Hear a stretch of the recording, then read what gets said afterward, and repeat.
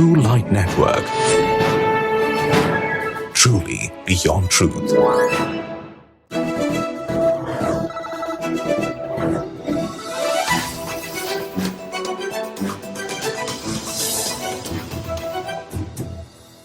முக்கிய செய்திகள். சிரியாவில் மீண்டும் உள்நாட்டு போர். திட்டமிட்டு அளிக்கப்படும் ஆலோவைட் இன கிறிஸ்தவர்கள் மற்றும் சிறுபான்மை மக்கள்.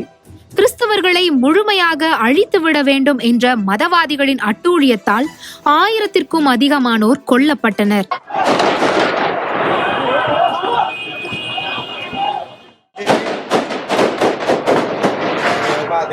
தாவீதின் குமாரர்களே, எங்களுக்கு உதவி செய்யுங்கள் என்று இஸ்ரேலிடம் உதவி கேட்கும் ஆலோவைட் மக்கள். இதைத் தொடர்ந்து இஸ்ரேல் ராணுவம் அதிரடி நடவடிக்கை. சிரியாவின் சமாதானத்திற்காக ஜெபியுங்கள். சவுதி அரேபியாவில் கட்டப்பட இருக்கும் முதல் இவாஞ்சலிக்கல் தேவாலயம். இத்தகவலை எகிப்தின் இவாஞ்சலிக்கல் சமூகத்தின் தலைவர் ஆண்ட்ரே அசாக்கி அறிவித்துள்ளார். சமீப காலத்தில் சவுதி அரேபியா தேசம் திறந்த மனதோடு எல்லா சமூகத்தினரையும் வரவேற்று உற்சாகப்படுத்தி வருகின்றது. இந்நடைமுறையால் சவுதி அரேபியாவில் ரகசியமாக வீடுகளிலும் மறைவான இடங்களிலும் நடைபெறும் கிறிஸ்தவ ஆராதனையில் ஜெப கூட்டத்தில் பங்கு பெறுவோர் மகிழ்ச்சி தெரிவித்துள்ளனர். நேயர்களே, இந்த வார ட்ரூலைட் கிறிஸ்தவ செய்திகளுக்கு உங்களை நாங்க அன்போடு கூட வாழ்த்தி வரவேற்கிறோம். ஒவ்வொரு வார செய்தி தொகுப்புகளும் நேயர்களுக்கு ரொம்ப ஆசீர்வாதமாகவும் பிரயோஜனமாகவும் இருக்குது அப்படிங்கறத நாங்க நம்புறோம். இன்னும் நீங்க ட்ரூலைட் கிறிஸ்தவ செய்திகள் சேனலை சப்ஸ்கிரைப் பண்ணாம இருந்தீங்க அப்படின்னா பண்ணிக்கொள்ளுங்க. இப்பொழுதும் தலைப்பு செய்திகள். கிழக்கு ஆப்பிரிக்கா எத்தியோப்பியாவில் மாபெரும் எழுப்புதல் கூட்டம்.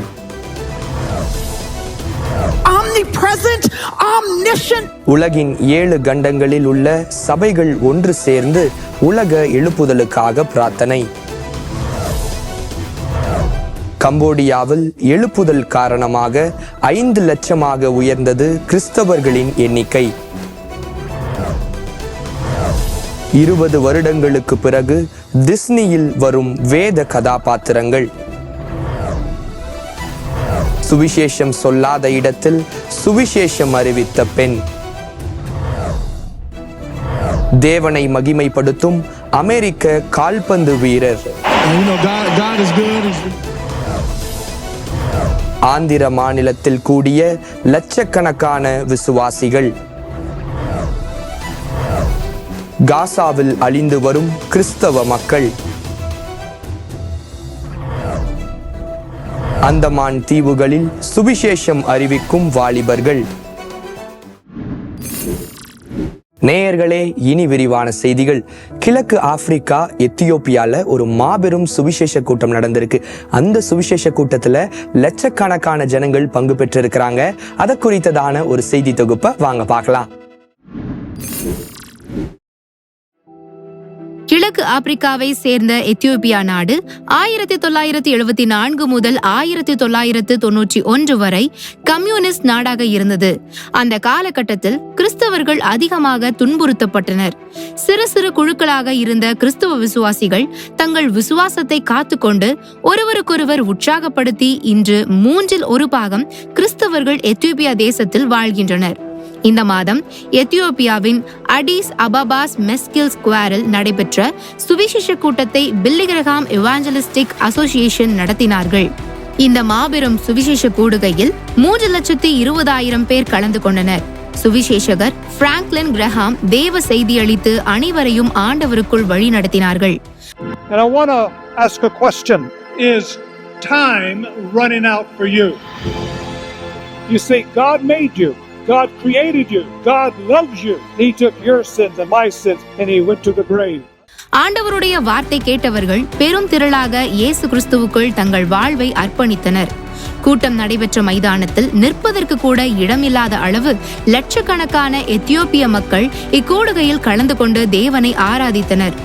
எத்தியோப்பியாவில் ஆவியானவரால் நிகழ்ந்து வரும் இந்த மாபெரும் கடைசி கால எழுப்புதல் சம்பவத்திற்காக தேவனை துதிக்கின்றோம். நாம் கிரகிக்க முடியாத காரியங்கள் தேவ ஆவியானவர் இந்த கடைசி நாட்களில் நிகழ்த்தி வருகின்றார். இந்த சுவிசேஷ கூட்டத்தில் ஏராளமான அற்புதங்களும் நடைபெற்றுள்ளதை billygraham.org வலைதளம் வெளியிட்டுள்ளது. தேவனுக்கே மகிமை உண்டாவதாக. என்ன நேயர்களே, இந்த ஒரு செய்தி தொகுப்பை நீங்க பார்த்திருப்பீங்க. என்னதான் ஆப்பிரிக்கா தேசம் ஒரு கம்யூனிஸ்ட் தேசமாக இருந்தாலும் ஆண்டவர் தன் எழுப்புதல் அக்கினியை தீவிரமா பரவ செய்து கொண்டிருக்கிறார். 3,20,000 அதிகமான ஜனங்கள் கூடி ஜெபிச்ச செய்தியை நீங்க பார்த்திருப்பீங்க. தொடர்ந்து அந்த தேசத்தின் எழுப்புதலுக்காக ஜெபித்துக் கொள்ளுங்க. அடுத்த செய்தியா, உலகில் இருக்கிற 7 கண்டங்களின் சபைகள் ஒன்று திரண்டு உலக எழுப்புதலுக்காக ஜெபித்திருக்கிறாங்க. அதை குறித்ததான ஒரு செய்தி தொகுப்பை வாங்க பார்க்கலாம்.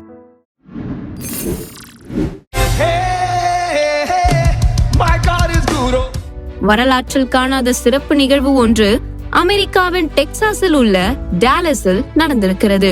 இந்த முயற்சிக்காக 2 வருடம் காத்திருந்து திட்டமிட்டு செயல்படுத்தி உள்ளனர்.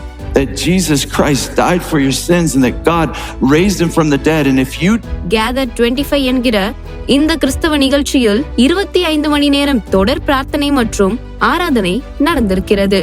இதில் உலகம் அனைத்திலும் இருந்து 7 கண்டங்களில் உள்ள சபைகள் பங்கு பெற்றுள்ளது. இதற்காக தரிசனத்தை கிறிஸ்தவ பெண் போதகரான ஜெனி ஆலன் தொடங்கி வைத்தார். God, help us run to the light. கிறிஸ்து சீக்கிரம் வரப்போகிறார் என்பதை தேவன் இவருக்கு சொப்பனத்தின் மூலம் அடிக்கடி வெளிப்படுத்திக் கொண்டே இருந்தார். அதனால் உலகம் அனைத்திலும் உள்ள பாவ இருள் நீங்க செய்ய கிறிஸ்தவர்கள் அனைவரும் ஒன்று சேர்ந்து ஜெபிக்க வேண்டும் என்ற தரிசனத்தை நிறைவேற்ற அதற்காக Gather 25 என்கிற தொடர் ஜெப கூடுகை நடைபெற்றுள்ளது. இதற்காக 8 தொலைக்காட்சி அறைகள் ஒழுங்கு செய்யப்பட்டு 7 கண்டங்களிலிருந்து நேரலையாக இந்த ஜெப நிகழ்ச்சிகள் ஒளிபரப்பு செய்யப்பட்டது. Wake up, church. Wake up. Wake up. Wake up. Artificial intelligence மூலமாக 80 மொழிகளில் மொழிபெயர்க்கப்பட்டு உலகம் அனைத்திலும் உள்ள கிறிஸ்தவர்கள் ஒன்று சேர்ந்து ஜெபித்தனர். கிட்டத்தட்ட 7 கண்டங்களில் உள்ள 194 நாடுகளில் மிகப்பெரிய ஆராதனை மற்றும் ஜெபம் நடந்து எழுப்புதலுக்கு மிகப்பெரிய அக்கினி இப்பொழுது கொழுந்து விட்டு எரிந்து கொண்டிருக்கிறது. வரக்கூடிய நாட்களில் கிறிஸ்துவின் சுவிசேஷம் உலகம் முழுவதும் அறிவிக்கப்படும் சம்பவங்கள் துரிதமாக நடைபெறும். என்ன நேயர்களே, இந்த ஒரு செய்தி தொகுப்பை நீங்க பார்த்திருப்பீங்க. உலகத்தின் எழுப்புதலுக்காக 7 கண்டங்களின் சபைகள் ஒன்று திரண்டு ஆண்டவரை நோக்கி பிரார்த்தித்திருக்கிறாங்க. இந்த ஜெபத்து நிமித்தமா உலகம் முழுவதும் கர்த்தர் தன் எழுப்புதல் அக்கினியை இன்னும் தீவிரமா பரவ செய்வார் அப்படிங்கிறதுல எந்த சந்தேகமுமே இல்லை. அடுத்த செய்தியா, கம்போடியா தேசத்திற்காக தொடர்ந்து நம்ம ஜெபித்து கொண்டு வரோம்.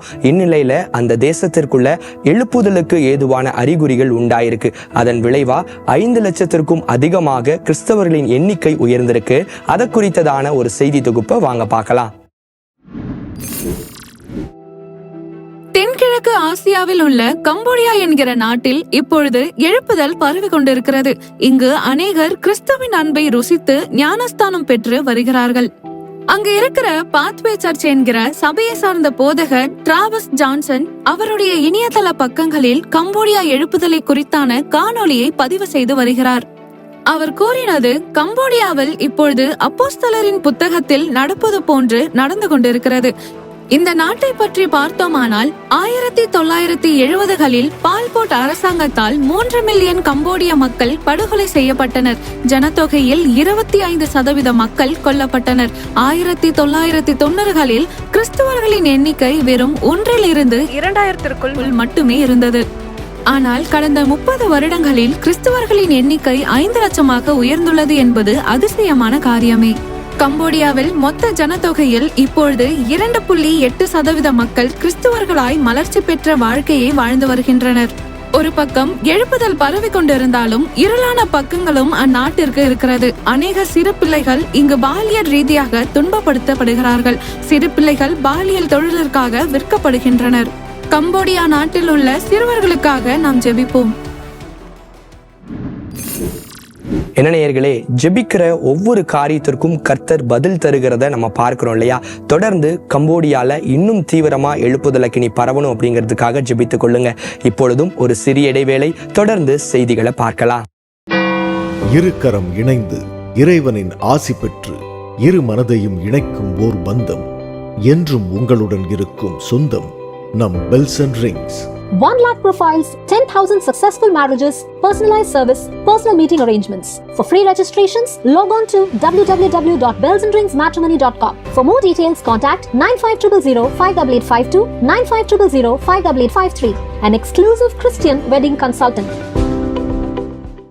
அன்பார்ந்த நேயர்களே, இன்று 24 மணி நேரமும் லட்சக்கணக்கான மக்களுக்கு ஆசீர்வாதத்தையும் அற்புதங்களையும் அவர்களின் இல்லங்களுக்கே கொண்டு வரும் உங்கள் ஃபேமிலி சேனலில் இன்றைய இறை வார்த்தை தினமும் நம் வாழ்வின் வழிகாட்டலாக கடவுளின் வார்த்தைகளை உங்களுடன் பகிர்வது குட்டிஸ் கலாட்டா. குழந்தைகள் மற்றும் அவருடைய விசுவாச பயணத்தை மகிழ்ச்சியாக கொண்டாடும் நிகழ்ச்சி ஜபமே ஜெயம் லைவ். ஜபத்தின் மூலம் வெற்றியை அடைய வேண்டும் என்பதற்கான நேரடி நிகழ்ச்சி. புதுமெட்டு புதிய தாளங்களை இசையாக கொண்ட உங்கள் இதயங்களை பூரிப்படைய செய்யும் கீதங்கள். கண்ணீர் எல்லாம் துடைப்பார் இயேசு அழைக்கிறார் ஜபம் மூலம் பெற்ற நன்மைகளை சாட்சிகளாக உரைக்கும் நிகழ்ச்சி போன்ற பல நிகழ்ச்சிகள் தொடர்ந்து ஒளிபரப்பி வருகிறோம்.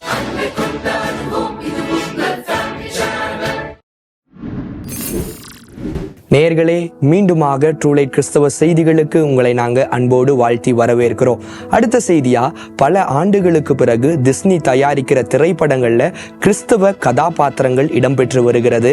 அதை குறித்ததான ஒரு செய்தி தொகுப்பை வாங்க பார்க்கலாம்.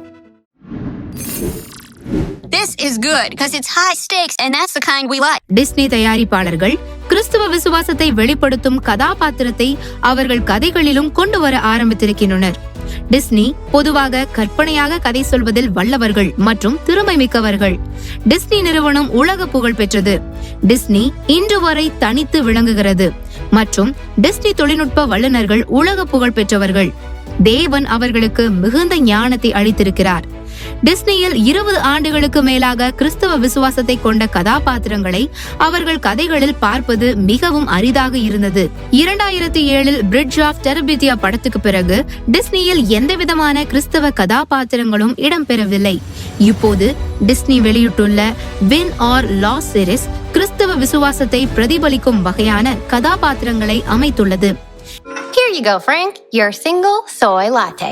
Extra hot. Wow, thanks. இந்த கதைக்களம் விளையாட்டு போட்டிக்காக ஆயத்தமாகும் ஒரு அணியை குறித்ததான கதையாகும். இதில் முக்கிய கதாபாத்திரமான லாரி என்கிற பெண் கிறிஸ்தவ விசுவாசத்தின் மேல் நம்பிக்கை வைத்து பரலோக தகப்பனிடம் அவர்கள் அணியின் வெற்றிக்காக ஜெபிப்பது போல் அமைந்துள்ளது. Please help me be good. I'm gonna train so hard. இன்றைய தலைமுறை சிறு பிள்ளைகளை நவீன கிறிஸ்தவ அனிமேஷன் மூவிஸ் மூலம் சந்திக்க டிஸ்னி நிறுவனம் எடுக்கும் இந்த முயற்சிக்காக நாம் ஜெபிப்போம். எதிர்கால சந்ததியை நவீன மீடியா மூலம் நாம் சந்திக்க வேண்டிய கால கட்டாயத்தில் நாம் வாழ்கின்றோம். என்ன நேயர்களே, இந்த ஒரு செய்தி தொகுப்பை நீங்க பார்த்திருப்பீங்க. இதே போல இன்னும் அதிகமான கிறிஸ்தவ திரைப்படங்கள் குழந்தைகளுக்காக தயாரிக்கப்படணும், அதன் மூலமா அநேக குழந்தைகள் தொடப்படணும் அப்படிங்கிறதுக்காக ஜெபித்து கொள்ளுங்க.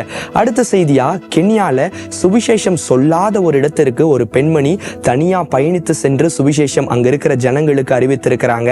அதை குறித்ததான ஒரு செய்தி தொகுப்பை வாங்க பார்க்கலாம்.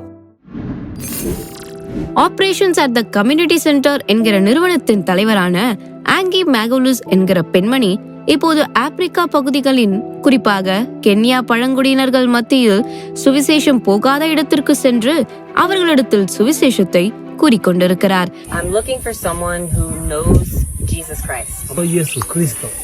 அவர்களுடன் தங்கி அவர்கள் வாழ்வாதாரத்தை புரிந்து கொண்டு அவர்கள் மொழியிலேயே சுவிசேஷத்தை பிரசங்கம் செய்து கொண்டிருக்கிறார்.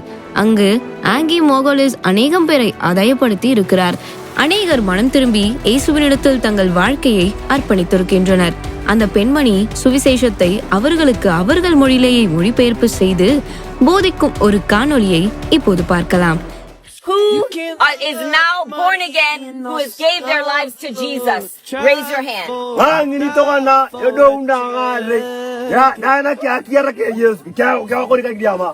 இது போன்று ஆப்பிரிக்காவில் அதிகமாக பழங்குடியினர்கள் இருக்கின்றனர். அவர்கள் அனைவரும் கிறிஸ்துவை ஏற்றுக்கொண்டு ரட்சிப்பு பெற வேண்டும் என்று கிறிஸ்தவர்களாகிய நாம் ஜெபிப்போம். தேவன் வரக்கூடிய நாட்களில் ஆப்பிரிக்கா கண்டங்களில் மிகப்பெரிய எழுப்புதலை கொண்டு வர வேண்டும் என்பதே கிறிஸ்தவர்களாக நம்முடைய விருப்பமாயிருக்கிறது. தேவனுக்கே மகிமை உண்டாவதாக. என்ன நேயர்களே, இந்த ஒரு செய்தி தொகுப்பை நீங்க பார்த்திருப்பீங்க. தொடர்ந்து கென்யா தேசத்துல எழுப்புதலுக்கு நீ தீவிரமா பரவணும், சுவிசேஷம் அறிவிக்கிறதன் மூலமா அதன் நிமித்தமா எழும்புகிற ஜனங்கள் அவர்களும் ஊழியம் செய்யணும் அப்படிங்கிறதுக்காக ஜெபித்துக் கொள்ளுங்க. பொழுதும் ஒரு சிறிய இடைவேளை, தொடர்ந்து செய்திகளை பார்க்கலாம். கிறிஸ்தவர்களாகிய நாம இந்த லென்த் காலத்துல சாப்பிடாம, ஏன் தண்ணி கூட குடிக்காம கடினமா உபவாசத்துல இருக்கோம். ஆனா இந்த நேரத்துல நம்ம கையில இருக்கிற சோசியல் மீடியா தேவையில்லாத ஆசைகளை காட்டி நம்ம கவனத்தை சிதறடிக்குது. அப்ப எப்படி நம்ம பரிசுத்தத்தை காத்துக்கொள்ள முடியும்? முழுக்க முழுக்க கிறிஸ்தவர்களுக்காகவே உருவாக்கப்பட்ட தி ஆர் கனெக்ட் ஆப் ஜெபிக்கவும், சக விசுவாசிகளோட இணைக்கவும், ஆவிக்குரிய வாழ்க்கையில நம்ம இன்னும் பலப்படவும், தேவனோட உள்ள உறவை ஆழமாக்கவும் பயன்படுது. இந்த தவ காலத்துல கெட்ட பழக்கங்களை விடுறது மட்டும் அல்லாம தி ஆர் கனெக்ட் ஆப் மூலமா நல்ல பழக்கங்களையும் உருவாக்க முடியும். இப்போவே தி ஆர் கனெக்ட் ஆப்பை டவுன்லோட் பண்ணுங்க. கவன சிதறல் இல்லாத ஆவிக்குரிய பயணத்தை தொடங்குங்க. Olive Tree Global School, CBSE. We are hiring principal candidate with CBSE higher secondary experience. Higher secondary teachers, primary teachers, KG teachers. Fluency in English is mandatory. Apply with previous payslip. Contact 7550010012.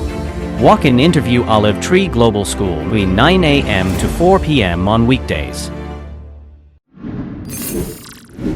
நேயர்களே, மீண்டுமாக ட்ரூலைட் கிறிஸ்தவ செய்திகளுக்கு உங்களை நாங்கள் அன்போடு வாழ்த்தி வரவேற்கிறோம்.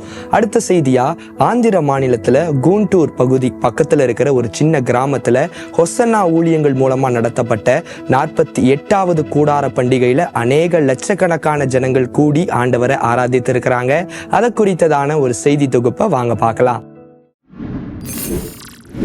ஆந்திர மாநிலத்தில் இயங்கி வரும் ஓசன்னா ஊழியங்கள் மூலம் வருடந்தோறும் கூடார பண்டிகை நடைபெற்று வருகின்றது.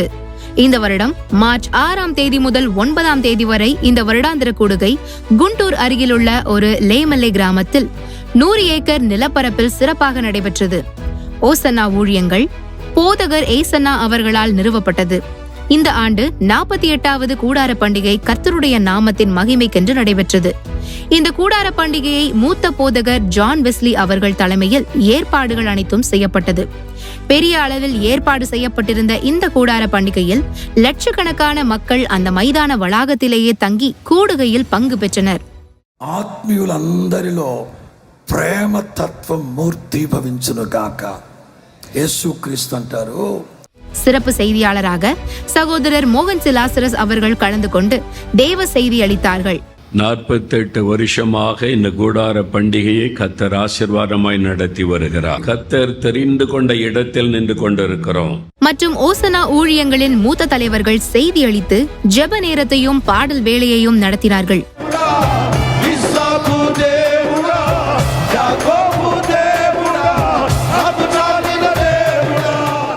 ஆந்திர மாநிலத்தில் ஓசன்னா ஊழியங்கள் மூலம் மாபெரும் எழுப்புதல் நடைபெற்று வருகின்றது.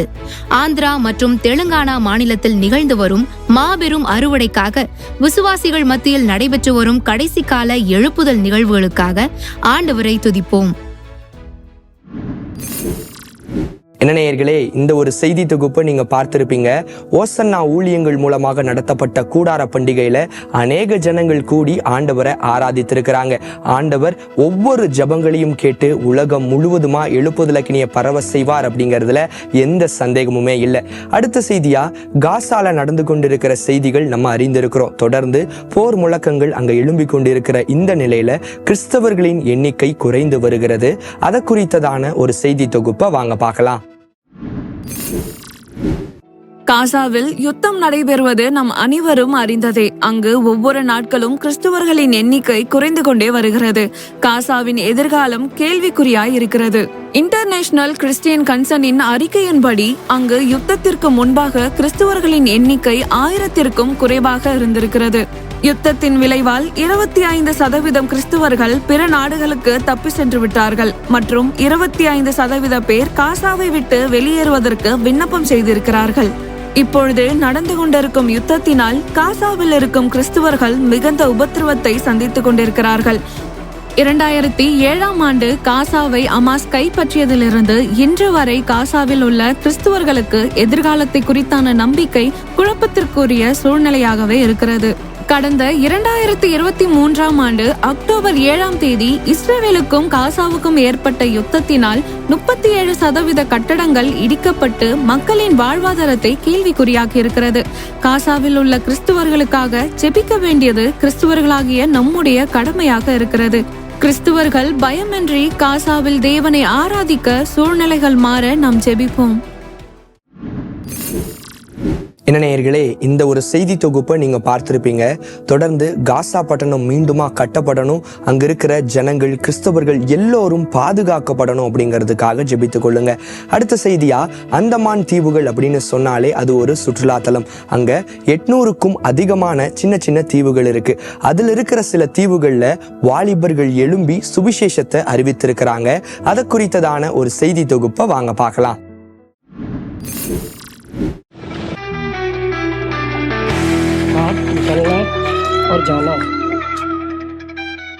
அந்தமானில் வாழும் கிறிஸ்துவ வாலிபர்கள் இணைந்து பல தீவுகளுக்கு பிரயாணம் செய்து இயேசு கிறிஸ்துவின் அன்பை அறிவித்து வருகின்றனர்.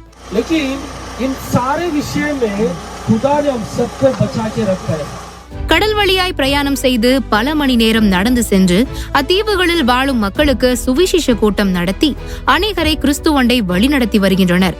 அந்தமானில் வாஞ்சையாய் ஊழியம் செய்து வரும் இந்த தீவிர சுவிசேஷ பாரம் நிறைந்த இளைஞர்களுக்காக நாம் ஜெபிப்போம்.